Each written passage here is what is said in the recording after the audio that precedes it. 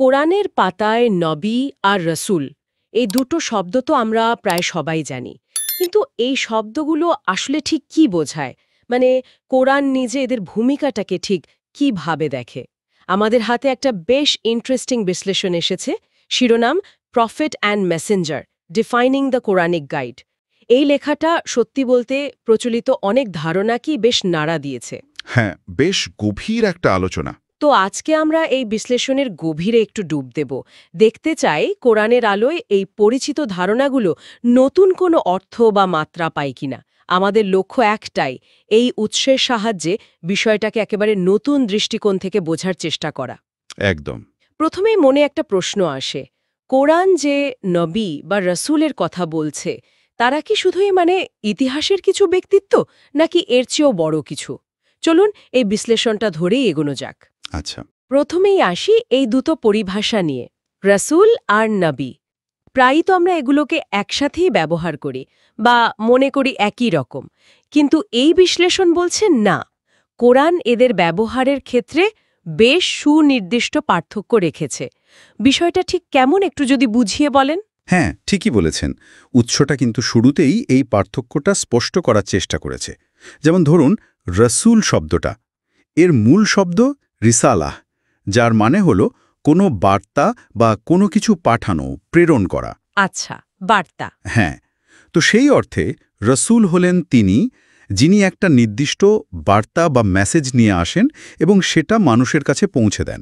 কোরআনের সূরা আন-নূর তার ৫৪ নম্বর আয়াতে কিন্তু খুব পরিষ্কার করেই বলা আছে, রসুলের দায়িত্ব তো কেবল স্পষ্টভাবে পৌঁছে দেওয়া। হ্যাঁ, ইল্লাল বালাগ, মানে শুধু পৌঁছে দেওয়া। একদম, মানে পুরো ফোকাসটাই কিন্তু এখানে বার্তা বহন আর যোগাযোগের ওপর, কোনো অতিমানবীয় ক্ষমতা বা ধরুন অলৌকিক কিছু এসবের ওপর নয়। বাহ, বেশ সোজা সাপটা একটা সংজ্ঞাত। তাহলে নবী শব্দটা সেটা কিভাবে আলাদা হচ্ছে, এর বিশেষত্বটা কোথায়? আচ্ছা, নবী শব্দটার মূল হল নাবা। নাবা মানে সাধারণ কোনো খবর না, বরং গভীর বা গুরুত্বপূর্ণ কোনো সংবাদ, তথ্য বা ধরুন অন্তর্দৃষ্টি। ও, মানে আরও গভীর কিছু। হ্যাঁ, সুতরাং নবী হলেন তিনি, যিনি এই রকম গভীর জ্ঞানে বা ঐশী তথ্যে সমৃদ্ধ হন। কিন্তু তার কাজটা শুধু বার্তা বয়ে আনা নয়। উৎসটা ইঙ্গিত করছে যে নবী সেই জ্ঞান বা বার্তাকে সমাজে ব্যাখ্যা করেন, তার প্রায়োগিক দিকগুলো তুলে ধরেন, মানুষকে সেই অনুযায়ী পরিচালনা করার ক্ষেত্রেও ভূমিকা রাখেন। একটা উদাহরণ দিলে হয়তো ভালো হয়। হ্যাঁ, অবশ্যই। যেমন ধরুন, সূরা মরিয়ামের ৪১ নম্বর আয়াতে ইব্রাহিম আলাইহিসসালাম সম্পর্কে বলা হয়েছে, তিনি ছিলেন সিদ্দিক, মানে সত্যনিষ্ঠ, এবং নবী। হ্যাঁ হ্যাঁ, আয়াতটা পরিচিত। কিন্তু উৎস এটাকে কিভাবে ব্যাখ্যা করছে? মানে নবী বলার কারণটা কি এখানে? উৎসটার বিশ্লেষণ অনুযায়ী ইব্রাহিমকে এখানে নবী বলার কারণ হল তার প্রজ্ঞা, তার যুক্তি দিয়ে একত্ববাদ প্রতিষ্ঠা করার চেষ্টা, মূর্তি পূজার অসারতা যেভাবে তিনি তুলে ধরেছিলেন। তার জ্ঞান আর চিন্তাশীলতার জন্য। ঠিক তাই, তার জ্ঞান ও চিন্তাশীল ভূমিকার জন্য, কোনো নির্দিষ্ট মুজিজা বা অলৌকিক ঘটনার উপর ভিত্তি করে নয়। আর এখানেই বিষয়টা বেশ ইন্টারেস্টিং হয়ে ওঠে। দেখুন, রাসূলের কাজ যেখানে মূলত বার্তা পৌঁছে দেওয়াতেই সীমিত থাকছে, নবীর ভূমিকা সেখানে আরও গভীর, মানে জ্ঞানার্জন, উপলব্ধি এবং সেই জ্ঞানের আলোয় সমাজকে পথ দেখানো। তার মানে দুটোই পথপ্রদর্শক, কিন্তু কাজের ধরনে একটা সূক্ষ্ম পার্থক্য আছে। একদম। তাহলে ব্যাপারটা দাঁড়াচ্ছে, রসুল হলেন বার্তার বাহক, আর নবী হলেন সেই বার্তার প্রজ্ঞাকে যিনি ধারণ করেন, সমাজে তার বাস্তবায়নকারী বা ব্যাখ্যাকারী।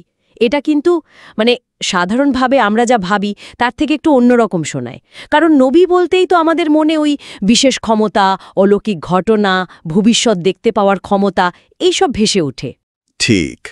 আর এখানেই উৎসটা প্রচলিত ধারণাকে চ্যালেঞ্জ জানাচ্ছে। লোকমুখে বা ধরুন পরবর্তী সময়ে যে ধর্মীয় ব্যাখ্যাগুলো গড়ে উঠেছে, সেখানে নবীকে প্রায়শই একজন সুপারম্যানের মতো বা অতিমানব হিসাবে দেখানো হয়েছে। হ্যাঁ, তা তো হয়ই। উৎসটা মনে করিয়ে দিচ্ছে এই ধারণাগুলো হয়তো সময়ের সাথে সাথে তৈরি হয়েছে, হয়তো ধর্মীয় বা রাজনৈতিক কর্তৃত্ব প্রতিষ্ঠার জন্য এটা দরকার ছিল। মানুষ হয়তো নেতাদের একটু অতিপ্রাকৃত হিসেবে দেখতে ভালোবাসে আর কি। হ্যাঁ, কিন্তু কোরআন নিজেই এর বিপরীতে গিয়ে খুব শক্তিশালী একটা কথা বলছে। যেমন ধরুন, সূরা কাহাফের ১১০ নম্বর আয়াত। রসুলকে কি বলতে নির্দেশ দেওয়া হচ্ছে? বলুন, আমি তো তোমাদের মতোই একজন মানুষ। আনা বাশারুম মিসলুকুম, খুবই গুরুত্বপূর্ণ আয়াত। এটা তো সরাসরি নবী বা রাসূলের মানবীয় সত্তার ওপর জোর দিচ্ছে। ঠিক। এর মানে কি এই যে কোরআন ব্যক্তির চেয়ে ব্যক্তির আনা বার্তার উপর বেশি গুরুত্ব দিতে চায়? মানে শ্রদ্ধার কেন্দ্রবিন্দু কি বার্তা হওয়া উচিত, ব্যক্তি নন? একদম। উৎসটা এই বিষয়টার ওপরেই বারবার জোর দিয়েছে। কোরআন নবী রাসূলদের সম্মান দিয়েছে তাদের নৈতিক দৃঢ়তার জন্য, তাদের দেখানো পথের জন্য, তাদের আনা বার্তার জন্য, তাদের কোনো অলৌকিক ক্ষমতা বা ধরুন অতি মানবীয় পরিচয়ের জন্য নয়। আচ্ছা। এই বিশ্লেষণ অনুযায়ী কোরআন নবিয়ত বা রিসালাতকে একটা গুরু দায়িত্ব হিসেবে দেখছে, যা মানুষই পালন করে। এটা কোনো ঈশ্বরীয় পদমর্যাদা বা ক্ষমতা নয়, বরং পথ প্রদর্শকের ভূমিকা। অনেকটা একজন অভিজ্ঞ গাইডের মতো, যিনি সঠিক রাস্তাটা চিনিয়ে দেন, কোনো অলৌকিক ক্ষমতাবান জাদুকরের মতো নন। বোঝা গেল। তার মানে ফোকাসটা ব্যক্তির অলৌকিকত্ব থেকে সরে গিয়ে বার্তার গুরুত্ব এবং সেই বার্তা অনুযায়ী চলার দিকে যাচ্ছে। আচ্ছা, এই যে বার্তার উপর এত জোর দেওয়া হচ্ছে, কোরআন নিজে কিভাবে এই ফোকাসটা ধরে রাখে? নিশ্চয়ই আরও উদাহরণ আছে। অবশ্যই আছে। কোরআনে দেখবেন ঘুরে ফিরে এই বার্তার গুরুত্বের কথাই বারবার আসে। যেমন সূরা আস-সাফের ৯ নম্বর আয়াতটা যদি দেখেন, বলছে তিনিই প্রেরণ করেছেন তার রাসূলকে হেদায়াত ও সত্য দ্বীন সহকারে, যেন তিনি একে প্রকাশ করে দেন সমস্ত দ্বীনের উপর। নির্দেশনা আর সত্য দ্বীন বা জীবনবিধান। রাসূল হলেন সেই মাধ্যম যার দ্বারা এই সত্য প্রতিষ্ঠিত হবে, কিন্তু মুখ্য হল সেই সত্য বা বার্তাটি। খুবই স্পষ্ট। আর কোনো বিশেষ আয়াত যা এই ধারণাকে আরও শক্তিশালী করে? হ্যাঁ, একটা আয়াত আছে যা নিয়ে অনেক আলোচনা হয়। সূরা আল আহজাব এর ৪০ নম্বর আয়াত। সেখানে বলা হয়েছে, মুহাম্মদ তোমাদের কোনো পুরুষের পিতা নন, বরং তিনি আল্লাহর রাসূল এবং নবীদের সিলমোহর, খাতামুন নবিয়িন। খাতামুন নবিয়িন। হ্যাঁ, এবার আসি এই খাতামুন নবিয়িন কথাটার ব্যাখ্যায়। উৎসটি এখানে একটা বেশ ভিন্নধর্মী বিশ্লেষণ হাজির করেছে। তাই নাকি? এর প্রচলিত অর্থ তো আমরা সাধারণত শেষ নবী হিসেবেই জানি। উৎসটা কি এখানে অন্য কিছু বলছে? উৎসটি বলছে, খাতাম শব্দটার অর্থ শুধু শেষ নয়, এর আরেকটা খুব গুরুত্বপূর্ণ অর্থ হল সিলমোহর, যা দিয়ে কোনো কিছুকে সত্যায়িত করা হয়, নিশ্চিত করা হয় বা চূড়ান্ত অনুমোদন দেওয়া হয়। ও আচ্ছা, সিলমোহর, অথেন্টিকেশন সিল। অনেকটা তাই। তো এই ব্যাখ্যা অনুযায়ী খাতামুন নবিয়িনের অর্থ হতে পারে নবীদের সত্যায়নকারী বা নবুয়তের সত্যতার চূড়ান্ত শিলমোহর। অর্থাৎ কোরআনের মাধ্যমেই নবুয়তের যে ধারা চলে আসছিল তার সত্যতা চূড়ান্তভাবে প্রমাণিত হল এবং সংরক্ষিত হল। ইন্টারেস্টিং। তবে এটা মনে রাখা খুব জরুরি যে এই ব্যাখ্যাটা উৎসের নিজস্ব বিশ্লেষণ। প্রচলিত যে ব্যাখ্যা আমরা জানি তার থেকে এটা কিন্তু ভিন্ন। বুঝলাম। এটা তো একটা বিরাট আলোচনার মোড় ঘুরিয়ে দেওয়ার মতো ব্যাখ্যা। যদি খাতাম চূড়ান্ত অনুমোদন বা সত্যায়ন হয়, তাহলে এর প্রভাবটা কি দাঁড়ায়? প্রভাবটা বেশ সুদূর প্রসারী হতে পারে। এই ব্যাখ্যা অনুযায়ী ফোকাসটা একজন ব্যক্তির ঐতিহাসিক সমাপ্তির ওপর থেকে সরে যায়, বরং চলে আসে বার্তার চিরন্তনতা এবং কোরআনের চূড়ান্ত প্রামাণিকতার উপর। আচ্ছা। এখানে উৎসটি আরও একটা বিষয় যোগ করেছে। তারা বলছে, আয়াতে যে মোহাম্মদ শব্দটা আছে সেটা একটা প্রশংসাসূচক উপাধি হিসেবেও দেখা যেতে পারে, যার অর্থ প্রশংসিত। মানে শুধু একজন নির্দিষ্ট ব্যক্তির নাম নয়। হ্যাঁ, মানে শুধু নাম হিসেবে না দেখে একটা গুণবাচক উপাধি হিসেবে দেখা। অর্থাৎ যিনি আল্লাহর রাসূল এবং নবীদের চূড়ান্ত সত্যায়নকারী, ইনি প্রশংসিত। এই ধারণাটা তখন আর ১৪০০ বছর আগের একটা নির্দিষ্ট সময় আটকে থাকে না। বার্তার গুরুত্বটা কালোত্তীর্ণ হয়ে যায়। বেশ গভীর তো বিষয়টা। হ্যাঁ, তবে আবারও বলছি, এটা উৎসের একটা ব্যাখ্যা যা আমাদের চিন্তার নতুন খোরাক যোগাতে পারে। ঠিক। তাহলে একদিকে কোরআন বলছে রাসূল বা নবী আমাদের মতোই মানুষ, আবার অন্যদিকে খাতাম বা সিল মোহরের ধারণা বার্তার চূড়ান্ততা আর প্রামাণিকতা নির্দেশ করছে। এর সাথে কি অতীতের নবীদের নিয়ে কোরআনের যে দৃষ্টিভঙ্গি তার কোনো যোগসূত্র আছে? অবশ্যই আছে। উৎসটি সূরা আল বাকারার ১৩৪ নম্বর আয়াতের দিকে দৃষ্টি আকর্ষণ করেছে। সেখানে আগের নবী এবং তাদের অনুসারীদের সম্পর্কে কি বলা হচ্ছে। সে এক উম্মত ছিল যারা গত হয়ে গেছে। তারা যা অর্জন করেছে তা তাদের, আর তোমরা যা অর্জন করবে তা তোমাদের। তার মানে তাদের হিসেব তাদের, আমাদের হিসেব আমাদের। একদম। সরল অর্থ হল অতীতের মানুষদের ব্যক্তিগত জীবন বা ইতিহাস নিয়ে অতিরিক্ত মেতে থাকার দরকার নেই। তাদের ভালো কাজের ফল তারা পাবে, আমাদের নিজেদের কাজের দিকে মনোযোগ দিতে হবে। আসল উদ্দেশ্য হল তাদের রেখে যাওয়া যে পথ নির্দেশনা, সেখান থেকে শিক্ষা নেওয়া, ব্যক্তি পূজা করা নয়। তাহলে সবকিছু মিলিয়ে যা বোঝা যাচ্ছে, কোরআনের দৃষ্টিতে নবী বা রাসূলরা হলেন মূলত পথপ্রদর্শক, গাইড। তাদের মূল কাজ ছিল মানুষকে সঠিক পথের দিশা দেওয়া, আর চূড়ান্ত পথ নির্দেশনা হিসেবে কোরআন নিজেই নিজেকে উপস্থাপন করছে। একদম ঠিক ধরেছেন, এবং উৎসটি এই চূড়ান্ত পথ নির্দেশনার উৎসের দিকেই বারবার ইঙ্গিত করছে। যেমন সূরা আল ইসরায়ের ৯ নম্বর আয়াতে খুব পরিষ্কার বলা আছে, নিশ্চয়ই এই কোরআন এমন পথ দেখায় যা সবচেয়ে সরল ও সঠিক। তাই বিশ্লেষণটি বলছে মূল ফোকাসটা হওয়া উচিত এই চিরন্তন গাইডের উপর, মানে কোরআনের বার্তার উপর, কোনো ঐতিহাসিক ব্যক্তিত্বের মহিমা কীর্তনের উপর নয়। এই উপলব্ধিটা আজকের দিনে দাঁড়িয়ে যদি দেখি কতটা প্রাসঙ্গিক, কারণ আমরা তো প্রায়ই দেখি নবী বা রাসূলকে কেন্দ্র করে সমাজে নানা রকম চর্চা গড়ে ওঠে। কখনো সেটা ব্যক্তিপূজার পর্যায়ে চলে যায়, কখনো বা বংশানুক্রমিক ধার্মিক কর্তৃত্ব তৈরি হয়, এমনকি ধর্মীয় আবেগ ব্যবহার করে ব্যবসারও প্রসারত দেখা যায়। উৎসটি কি এই বিষয়গুলো নিয়ে কিছু বলেছে? হ্যাঁ, উৎসটি বর্তমান সময়ের এই সমস্যাগুলোর দিকে বেশ স্পষ্টভাবে ইঙ্গিত করেছে, আর এর বিপরীতে একটা বিকল্প ধারণার প্রস্তাব করছে, যা তাদের মতে কোরআনের মূল বার্তার সাথে বেশি সঙ্গতিপূর্ণ। সেটা কি? সেই ধারণাটা হল নবুয়ত বা নবী হওয়াটা এটা কোনো নির্দিষ্ট পদ বা ব্যক্তির মধ্যে সীমাবদ্ধ কিছু নয়, বরং এটা একটা চলমান চেতনা বা উপলব্ধি, একটা স্টেট অফ অ্যাওয়ারনেস আর কি। নবী চেতনা, এটা বেশ নতুন লাগছে শুনতে।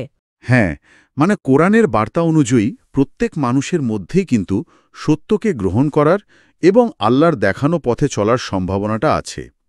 যেমন ধরুন, সূরা আত-তাগাবনের ১১ নম্বর আয়াতে বলা হয়েছে, আর যে আল্লাহর প্রতি ঈমান আনে তিনি তার অন্তরকে সঠিক পথের সন্ধান দেন। তার মানে এই নবী চেতনা, এটা কি যে কেউ অর্জন করতে পারে? যে সত্য উপলব্ধি করবে এবং সেই অনুযায়ী কাজ করবে, সেও কি এক অর্থে এই চেতনার অংশীদার হতে পারে? উৎসটির বিশ্লেষণ কিন্তু সেদিকেই ইঙ্গিত করে। এর মানে দাঁড়াচ্ছে, যে ব্যক্তি কোরআনের বার্তা বোঝে, সত্য উপলব্ধি করে এবং ন্যায় ও কল্যাণের পথে চলার চেষ্টা করে, সেও এক অর্থে নবুয়তের যে মূল স্পিরিট বা চেতনা তা ধারণ করে। বাহ!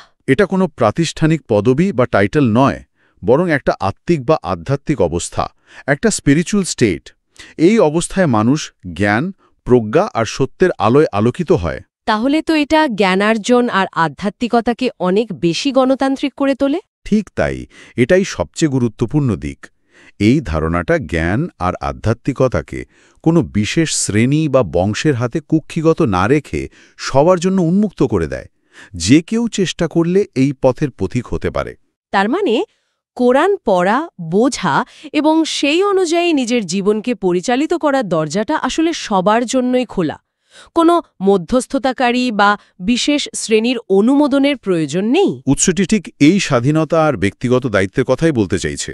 কোরআন যখন নিজেকে হুদা বা পথ প্রদর্শক বলছে, তখন সেই পথ চেনার দায়িত্বটাও কিন্তু প্রতিটি ব্যক্তির উপরই বর্তায়।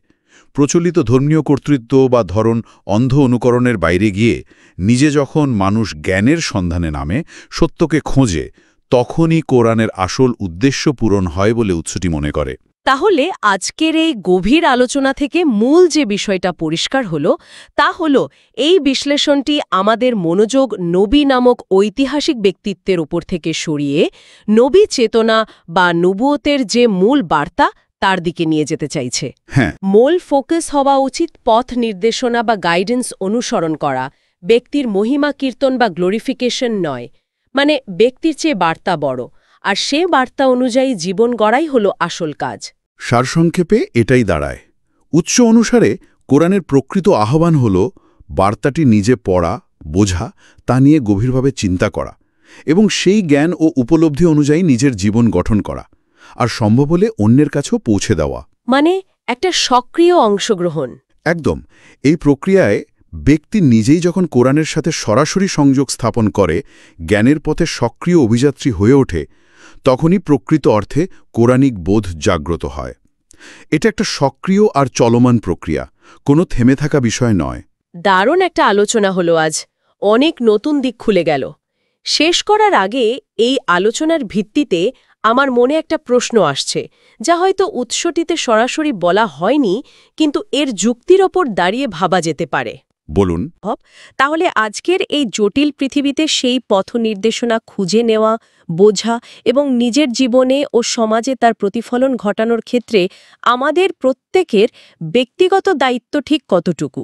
এই প্রশ্নটা না হয় আমরা আমাদের শ্রোতাদের ভাবনার জন্য রেখে গেলাম। খুব সুন্দর একটা প্রশ্ন, নিশ্চয়ই ভাবার মতো।